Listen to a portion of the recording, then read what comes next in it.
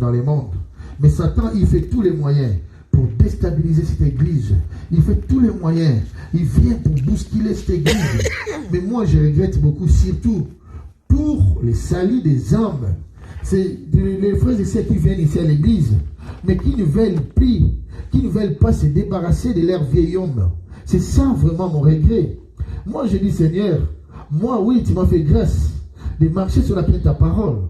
Mais ces gens-là, ils croient qu'ils sont dans la bonne voie. Il y a des fois, ils rigolent aussi. On reste à la maison. On reste à la maison. Ce n'est pas la solution.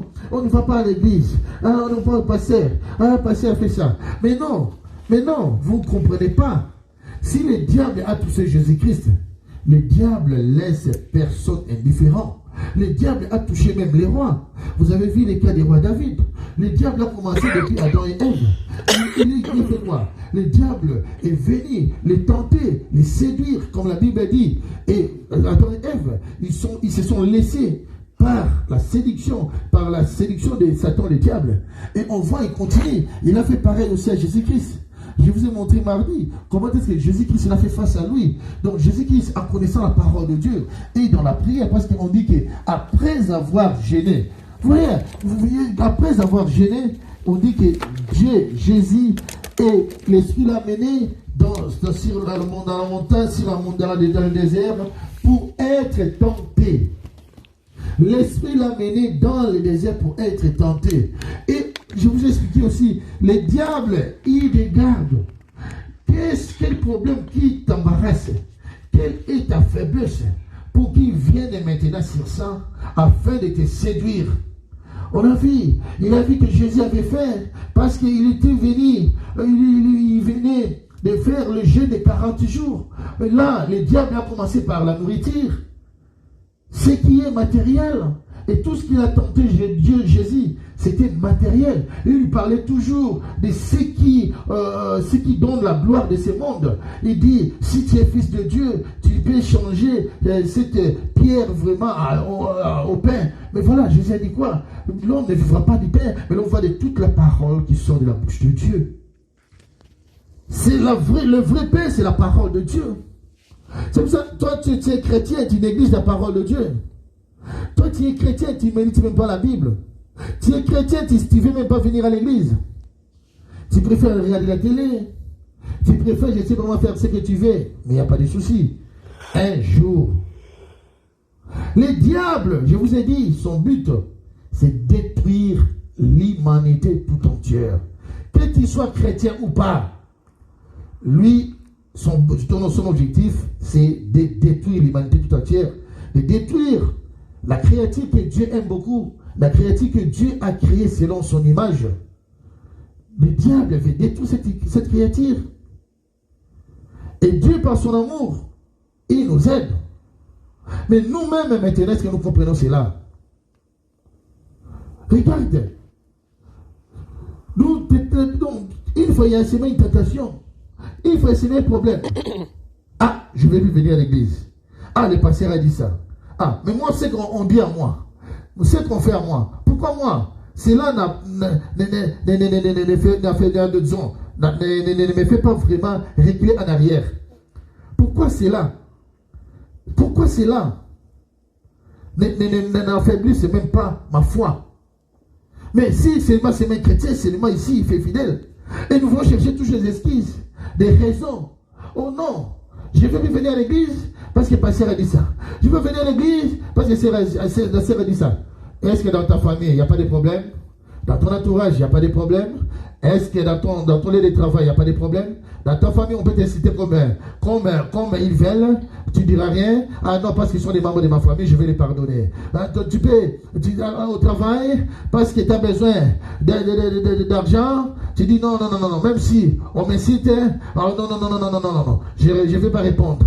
Même dans le voisinage, non, je ne veux pas des problèmes. Mais quand tu viens à l'église, ah non, maintenant je vais sortir. Non! Si tu en dires dehors, tu dois commencer d'abord à en dire ici à l'église. Parce que je vous ai dit même le dimanche passé, je dis il faut un chrétien puisse discerner ce qui est la différence entre la tentation, l'épreuve, la tribulation et la persécution. On est persécuté serons persécutés pour Jésus-Christ. Il y aura même, nous allons subir des tribulations pour Jésus-Christ. Donc la tentation est réelle. Et la tentation est là. Pourquoi même Jésus a dit dans le livre des je vais te donner, Matthieu 26, verset 41, Jésus a dit quoi? Veillez et priez. Et je vous ai dit pourquoi Jésus a dit ça. C'était à la veille de sa crucifixion. Humainement parlant, Jésus n'arrivait pas vraiment à digérer cela. Il sera crucifié sur la croix, on va les clouer, on va les vraiment les clouer sur la croix. Donc Jésus n'a pas digéré cela physiquement parlant. Mais Jésus est allé chercher du renfort au Père. Si Jésus nous donne un exemple, que la tentation viendra, les tentations viendront. Ici on a vu l'exemple. Jésus dit que les tentations viendront. Jésus a prévenu ses disciples. Les tentations viendront. Veillez et priez afin que quand les tentations viendront, vous ne puissiez pas céder à ces tentations. Donc nous vivons dans le monde des tentations. Pourquoi? Parce que la Bible dit, ce monde est sous pouvoir du méchant. Le diable qui est là. Le diable qui est là. Je vous ai fait voir mardi comment est-ce qu'il a essayé de séduire Jésus-Christ. Et il lui a dit, mais si tu vas tourner, c'est cette pierre, tu vas transformer cette pierre au pain. Et il lui a dit encore, mais si, voilà ce qu'il a osé, et ce qu'il fait aujourd'hui. Il dit, est-ce que tu ne sais pas, mais te prosterner devant moi, pour que je puisse te donner toute cette gloire. C'est ça que les diables utilisent aujourd'hui pour avoir ceux qui sont aveuglés. Ceux qui ne comprennent rien, ceux qui ne comprennent pas les stratégies du diable. Le diable utilise les gens aujourd'hui pour la gloire de ce monde. La gloire de ce monde qui n'est qu'éphémère devant Dieu. Et même dans ce monde ici, tu vas avoir des millions, tu vas avoir des milliards, tu vas avoir des voitures, tu vas avoir des habits, même je ne sais pas comment.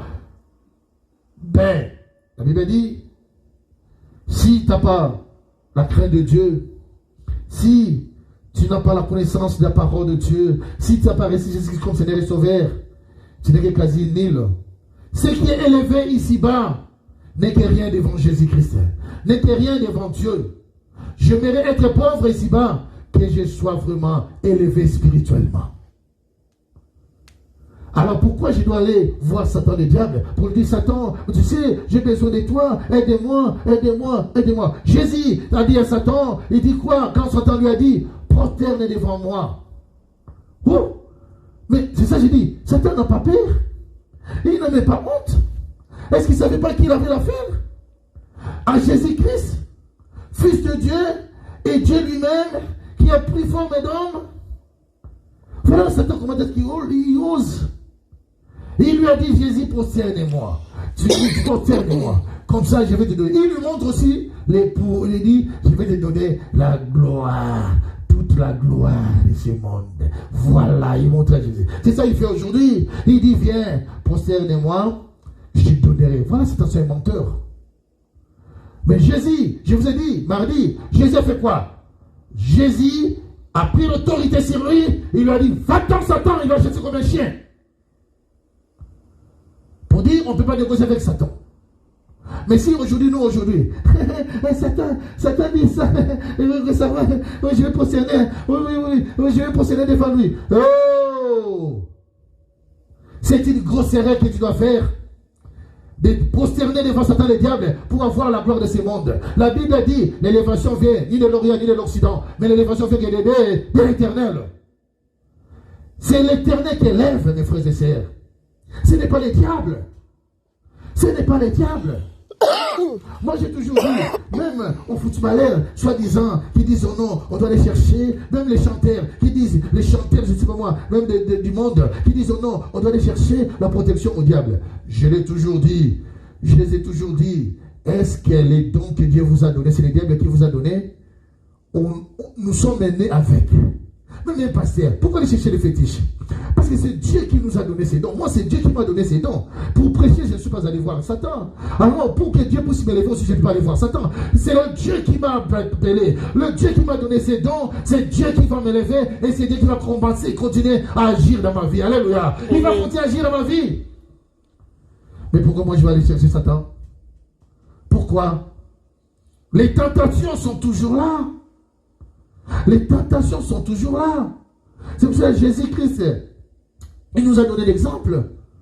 Comment résister, comment supporter la tentation. Jésus lui-même, il pouvait dire, oh diable, il pouvait dire aussi, bon, quand le diable il fait dire, bon, allez, tourne maintenant, change maintenant cette pierre au pain. Il pouvait dire, bon, je vais te montrer maintenant, moi je suis Jésus-Christ, je vais te montrer maintenant. Mais Jésus n'a pas fait. Pourquoi? Jésus-Christ ne voulait pas obéir aux ordres du diable. Ce n'est pas à lui de lui commander de transformer une pierre au pain. Mais le diable, comme il n'a pas compris ça, il a essayé d'aller un peu plus loin. Il a essayé un peu plus loin. Là, vraiment, il est allé plus loin. Il a débordé. Il a débordé de la ligne rouge. Il a dit non. Jésus, maintenant, je te dis, est-ce que si toi vraiment, tu ne sais pas te procéder devant moi? Oh, Jésus, qu'est-ce qu'il lui a dit quoi? Il est écrit, tu adoreras l'Éternel, ton vrai Dieu. Tu te prosterneras seulement devant l'Éternel, le vrai Dieu, le seul vrai Dieu.